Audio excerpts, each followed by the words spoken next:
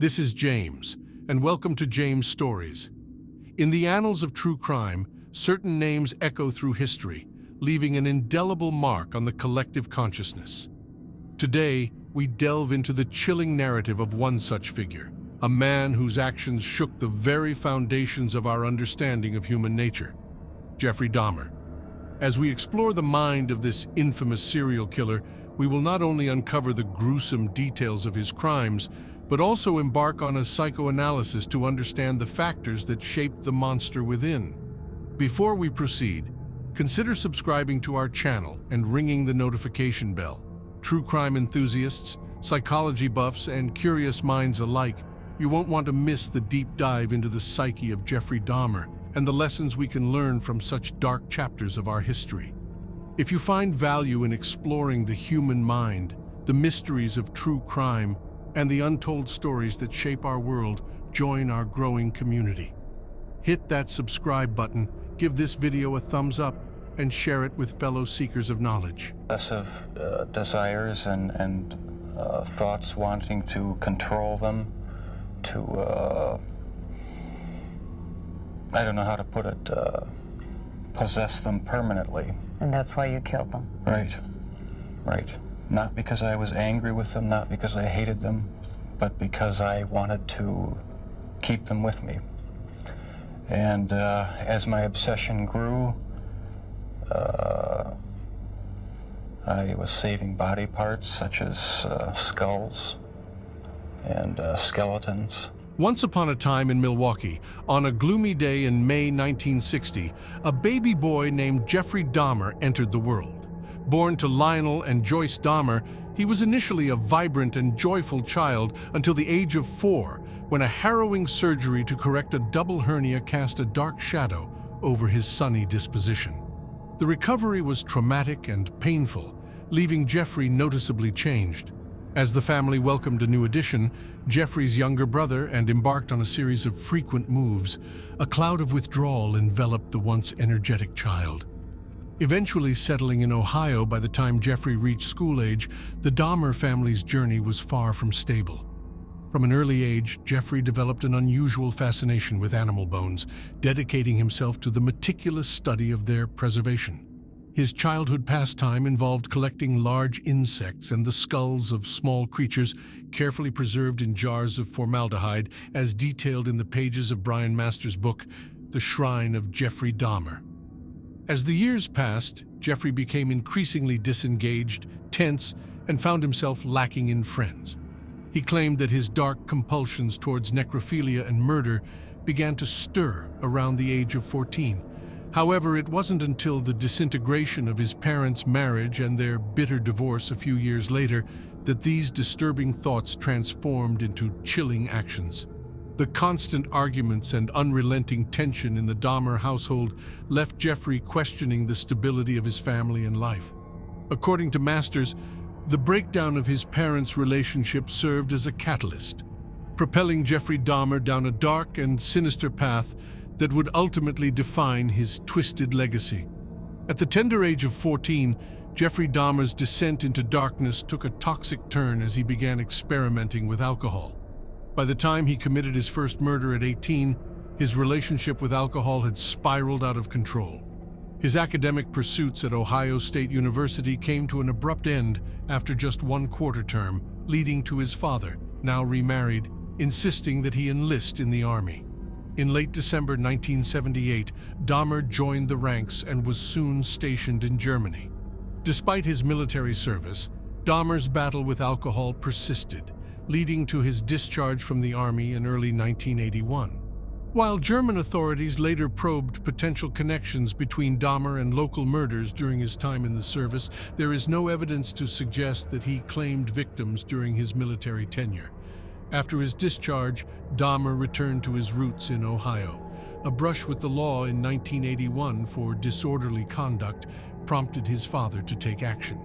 In an attempt to curb his son's destructive behavior, Dahmer's father sent him to live with his grandmother, Catherine Dahmer, in Wisconsin. However, the grip of alcoholism remained tight, and trouble continued to follow Dahmer. In the summer of the following year, he faced arrest for indecent exposure. The downward spiral continued in 1986 when he was once again apprehended, this time on charges of masturbating in front of two boys.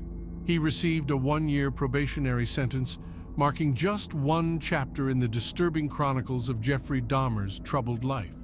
Between the years 1978 and 1991, Jeffrey Dahmer committed a chilling series of murders, claiming the lives of 17 men.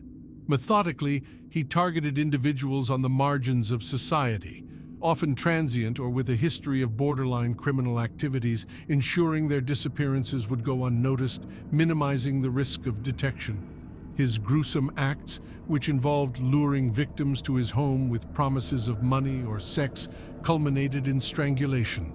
Beyond the horrors of murder, Dahmer engaged in despicable post-mortem acts, preserving body parts and photographs as grisly souvenirs. The monikers that would haunt his legacy, the Milwaukee Cannibal and the Milwaukee Monster, bear testimony to the depth of his depravity. Dahmer's murderous journey began shortly after graduating from Revere High School in June 1978. His first victim was an 18-year-old hitchhiker named Stephen Hicks. Dahmer enticed him to his parents' house, where he got him drunk before brutally ending his life. Subsequent to the murder, Dahmer dismembered Hicks's body, packed the remains into plastic bags, and buried them behind his parents' residence. Later, he went as far as exhuming the remains, crushing the bones with a sledgehammer and scattering them across a wooded ravine. A significant gap ensued until September 1987, when Dahmer claimed his second victim, Stephen Tuomi. Checking into a hotel room, they drank together, and Dahmer awoke to a gruesome scene, Tuomi lifeless beside him. In a surreal twist, Dahmer, seemingly in shock, admitted to police that he never intended to kill Tuomi. Acquiring a large suitcase, he transported Tuomi's remains to his grandmother's basement. There, he indulged in the grotesque act of dismemberment and desecration before discarding the remains. Strangely, Dahmer retained Tuomi's head wrapped in a blanket as a macabre keepsake for weeks. This murder marked a turning point for Dahmer, who confessed that his obsession with killing intensified thereafter. 2 more lives were claimed at his grandmother's house before she, unaware of his crimes, compelled him to leave in 1988. Fatigued by his drinking habits, the unsettling presence of young men, and occasional foul odors emanating from her basement, his grandmother, unbeknownst to her, unknowingly severed the ties to a sinister chapter in Dahmer's life. In September 1989, approximately 1 year after relocating to his new apartment, Dahmer enticed a 13-year-old Laotian boy to come to his house under false pretenses of wanting to take nude photographs of him. As a result, Dahmer faced charges of sexual exploitation and second-degree sexual assault. He pleaded guilty, but argued that the boy had seemed older than his actual age. While awaiting sentencing for his sexual assault case, Dahmer continued his horrifying activities in his grandmother's basement. In March 1989, he lured, drugged, strangled, sodomized, photographed, dismembered, and disposed of Anthony Sears, an aspiring model. Dahmer was particularly attracted to Sears and kept preserved body parts of him for an extended period of time, mummifying his head and genitals according to masters. During his trial for child molestation in May 1989, Dahmer presented himself as remorseful, eloquently defending how he had recognized his wrongs and viewed his arrest as a turning point in his life. His defense counsel argued that he required treatment rather than imprisonment, which the judge agreed with. As a result, Dahmer received a 1-year prison sentence with day release, which allowed him to work during the day and return to prison at night, along with a 5-year probationary sentence. Years later, in an interview with CNN, Lionel Dahmer revealed that he had written a letter to the court requesting psychological assistance before his son's parole. However, the judge granted Dahmer an early release after serving only 10 months of his sentence. Following his release, he briefly resided with his grandmother, and during this time there is no evidence to suggest that he committed further crimes before moving back into his own apartment. In the span of 2 years, Dahmer embarked on a sinister spree that would forever haunt the annals of history. His insatiable hunger for darkness led him to claim the lives of an additional 12 innocent souls, raising his tally of victims to a chilling 17.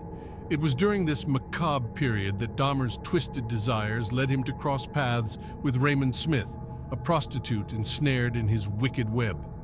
Dahmer lured this unfortunate soul to his den of nightmares under the pretense of lustful rendezvous, offering him a fateful drink laced with slumber-inducing tablets. As the toxic elixir coursed through Raymond's veins, Dahmer's grip tightened around his neck, mercilessly snuffing out the light within him. Consumed by his perverse obsession, Dahmer couldn't resist capturing haunting photographs, each one depicting Raymond's contorted body in grotesque poses. And then, as an unholy denouement, he callously dismembered the lifeless remains. But fate had a twisted sense of irony in store for Dahmer, for his next victim would present him with unforeseen challenges. Edward Smith, unknowingly walking into a scene of horror, became an unfortunate pawn in Dahmer's malevolent game. In a tragic twist of fate, Dahmer's attempt to dry Edward's decapitated skull in the oven ended in unimaginable horror. The bone, succumbing to the intense heat, succumbed to its own demise, detonating like a morbid bomb. Overwhelmed by guilt, Dahmer confessed to authorities that a wave of anguish had engulfed him. He lamented the loss of his victims' remains, the inability to preserve anything tangible, as if the very essence of Edward's existence had been reduced to a senseless, irreversible waste. Thus the chilling saga of Dahmer unfolded, a tale woven with the threads of depravity, shattered moments, and wasted souls. The darkness within him continued to grow, its malevolence insatiable.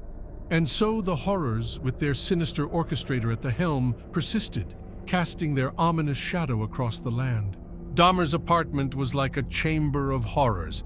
As the police continued to uncover more gruesome evidence with each search, it was as if the depths of his depravity knew no bounds.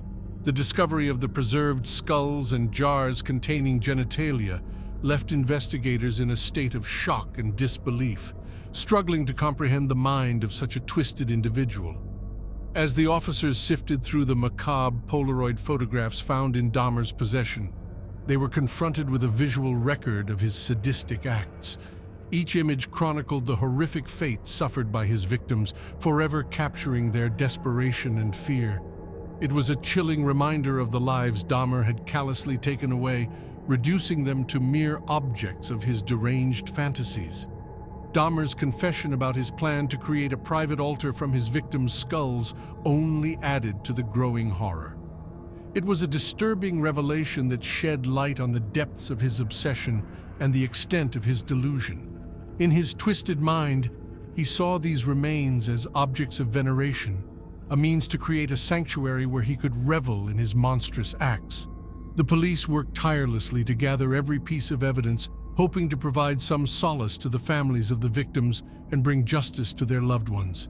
The enormity of the case and the sheer brutality of Dahmer's crimes sent shockwaves through the community and the nation as a whole.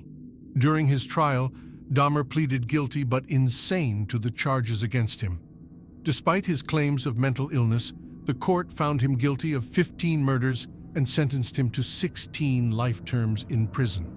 It was a small measure of justice for the families who had been left devastated by his actions. But even in prison, Dahmer's notoriety persisted. He became a macabre fascination for many, with individuals seeking to understand the mind of a serial killer. However, on November 28, 1994, Dahmer met a brutal end himself when he was murdered by a fellow inmate while serving his sentence. The horrors that unfolded within Dahmer's apartment will forever remain etched in the annals of criminal history. His crimes serve as a haunting reminder of the capacity for evil that exists within the human psyche and the untold suffering they inflict upon innocent lives. Dahmer's name will forever be synonymous with unspeakable horror, a chilling reminder of the darkest depths that some individuals can descend into. The jury chose to believe the prosecution's assertion that Dahmer was fully aware that his acts were evil and chose to commit them anyway. On February 15, 1992, they returned after approximately 10 hours deliberation to find him guilty but sane. on all counts. He was sentenced to 15 consecutive life terms in prison, with a 16th term tacked on in May. Dahmer reportedly adjusted well to prison life at the Columbia Correctional Institution in south-central Wisconsin, though he was initially kept apart from the general population. He eventually convinced authorities to allow him to integrate more fully with other inmates. He found religion in the form of books and photos sent to him by his father, and he was granted permission by the Columbia Correctional Institution to be baptized by a local pastor. Despite the closure it may have brought to some, the death of Jeffrey Dahmer brought little solace to the grieving families of his victims. For them, the pain and anguish caused by his heinous acts would forever remain an open wound. Catherine Lacey, the mother of Oliver Lacey, one of Dahmer's victims, expressed her anguish, stating that his death only intensified their suffering. The events leading up to Dahmer's demise shed light on the complex dynamics within the prison walls. While Dahmer had been assigned to work details with Christopher Scarver and Jesse Anderson, it was during one of these routine tasks that Scarver snapped. Scarver, believed to be schizophrenic, claimed that God told him to do it. According to Scarver, Dahmer's depraved habit of fashioning severed limbs from prison food to intimidate other inmates had disturbed him deeply. As tensions escalated between Dahmer, Anderson, and Scarver, it eventually reached a breaking point. Scarver confronted Dahmer about his heinous crimes, unleashing a fierce and fatal attack on both men with a metal bar from the prison weight room. When prison guards discovered the gruesome scene, Dahmer was already on the brink of death. Despite their efforts to save him, Dahmer succumbed to his injuries after approximately an hour. Anderson, too, succumbed to his injuries in the following days. Criminal profile. Experts claim behavior of this nature commences with specific activities throughout childhood that present themselves and develop throughout time. In Dahmer's case, he appeared to be a normal child until his recovery from hernia surgery when he was 6 years old.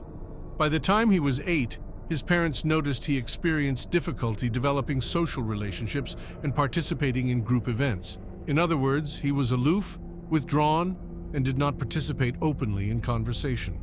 By age 13, he developed a problem with alcohol that eventually led to a schism with his father and being kicked out of the army for alcoholism.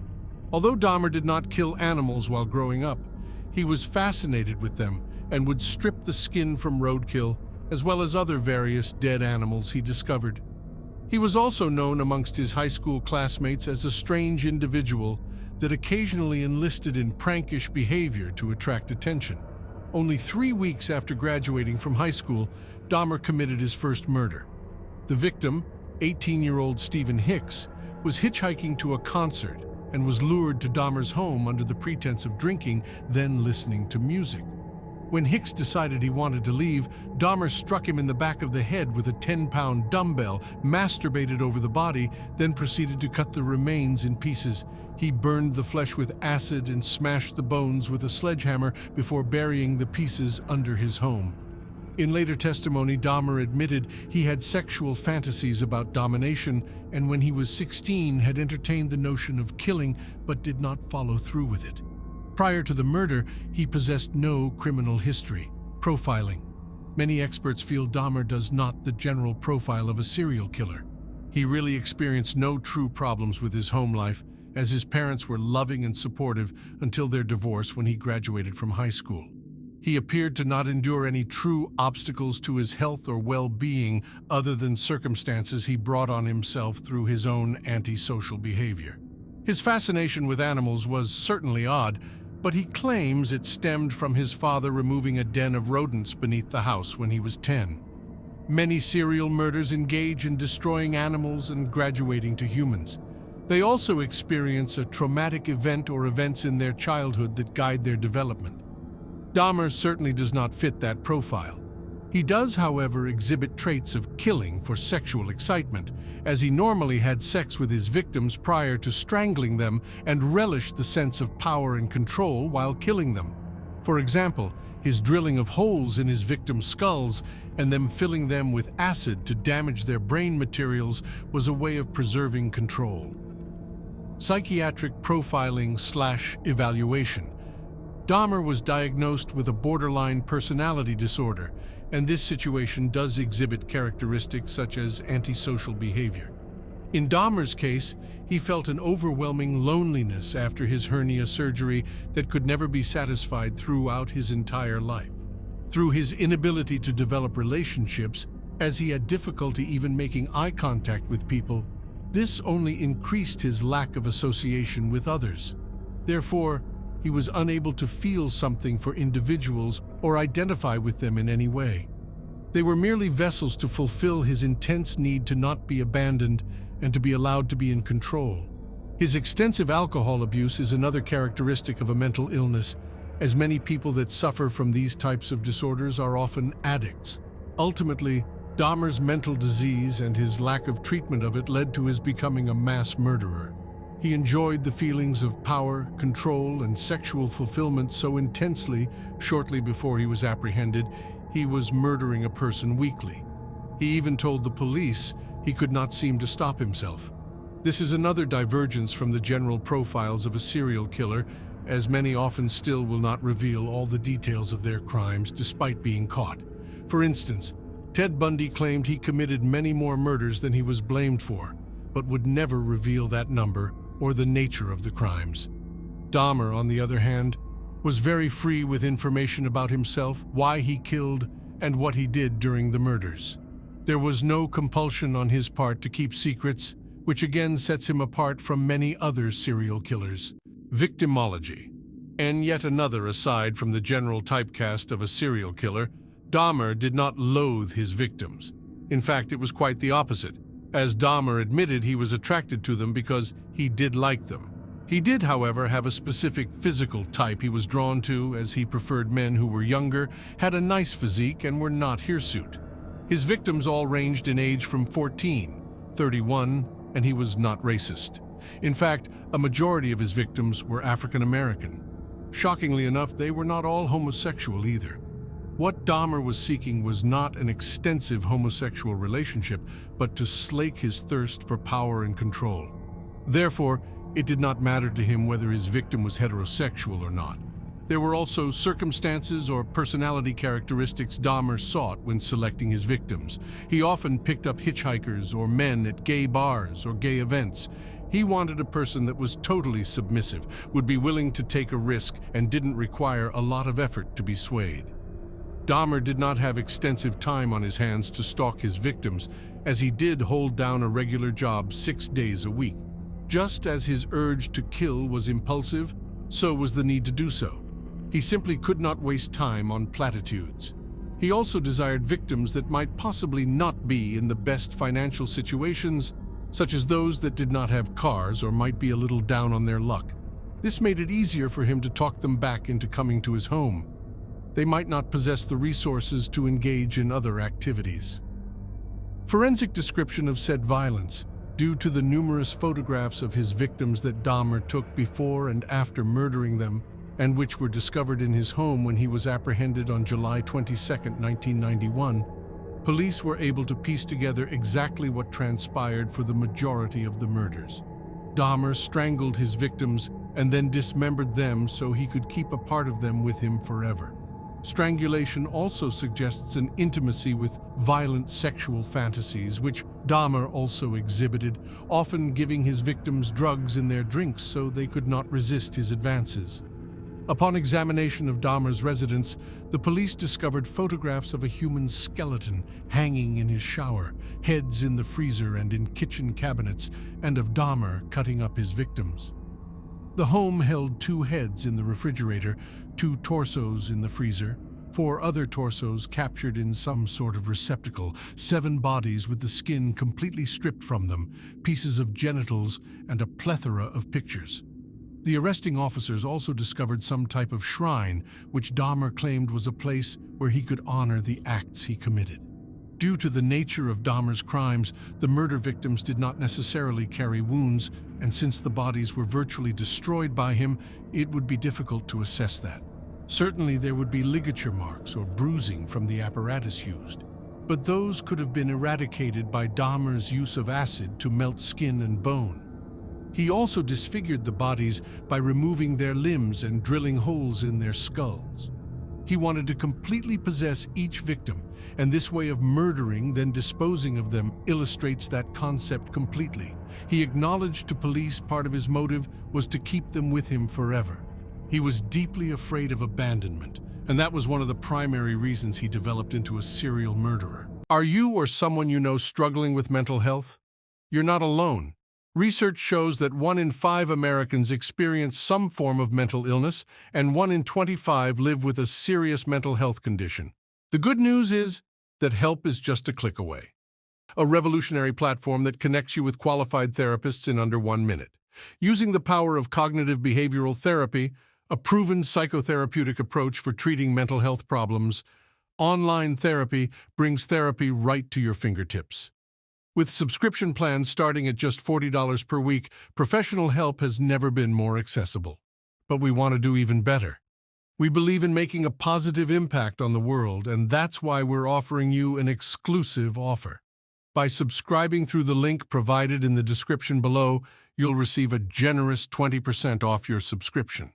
That's right, a discount that goes directly towards making mental health support more affordable. Don't let your mental health take a back seat any longer. Take charge of your well-being and join the thousands of individuals who have found solace and support through online therapy. Click the link in my description to subscribe and take the first step towards a happier, healthier you. Together we can create a world where mental health matters. Online therapy, connecting you with the support you need when you need it, from the comfort of your home.